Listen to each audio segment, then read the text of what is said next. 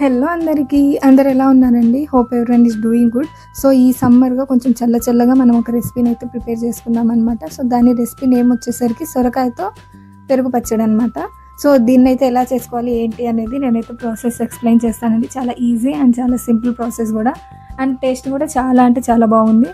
So దీనికి కావాల్సిన ingredients వచ్చేసరికి నేను ఇక్కడ హాఫ్ లీటర్ కర్డ్లో 250 ml వాటర్ని అయితే యాడ్ చేసి దీన్ని అయితే చిలికి పక్కన పెట్టుకున్నాను అనమాట.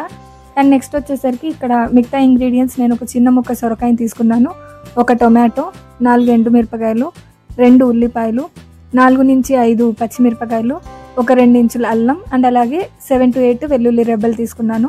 అండ్ ఇక్కడ వచ్చేసరికి 1/2 టీ స్పూన్ అండి జీరా, టీ స్పూన్ పప్పులు 50 grams, ఆవాలు 1 టీ స్పూన్, కరివేపాకు అండ్ కొంచెం కొత్తిమీర, కారం వచ్చేసరికి 1/2 టీ స్పూన్, పోపు గింజలు 1 టీ స్పూన్ అయితే తీసుకున్నాను.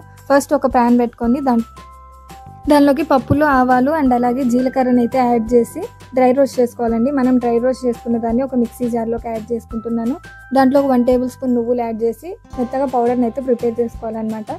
సో ఇదే మిక్సీ జార్లో నెక్స్ట్ మనం పచ్చిమిరపకాయలు, అల్లం అండ్ అలాగే తెల్లుల్లిపాయలని కూడా యాడ్ చేసి వాటర్ యాడ్ చేయకుండా పౌడర్ చేసి పక్కన పెట్టుకోవాలండి. ఇప్పుడు అదే ప్యాన్లోకి ఆయిల్ యాడ్ చేసుకోవాలండి. ఆయిల్ హీట్ అయిన తర్వాత దీంట్లోకి ఇప్పుడు మనం పోపు గింజలు యాడ్ చేసుకుందాం.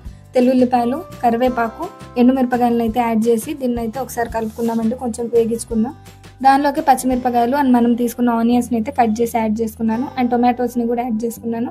సొరకాయని ఇలా చిన్న చిన్న ముక్కలుగా కట్ చేసి యాడ్ చేసుకున్నాను.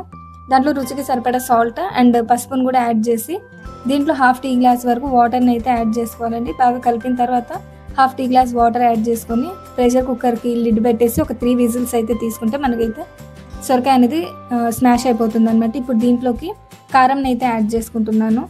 కారం యాడ్ చేసిన తర్వాత స్టవ్ ఆన్ చేసి దీంట్లోకి ఇప్పుడు మనమైతే ఇందాక మనం ప్రిపేర్ చేసి పెట్టుకున్న పౌడర్ని అయితే యాడ్ చేసి ఆ గ్రేవీలోకి కలిసిపోయేలాగా దీన్ని అయితే కలుపుకోవాలండి. ఇప్పుడు దీంట్లో ఇంకో 1/2 టీ గ్లాస్ వాటర్ని అయితే యాడ్ చేసి ఇలా అయితే కలుపుకోవాలన్నమాట. సో ఇలా కలుపుకున్న దాంట్లోకి కొత్తిమీరని యాడ్ చేశాను. కొత్తిమీర స్టవ్ ఆఫ్ చేసే ముందు యాడ్ చేయాలండి.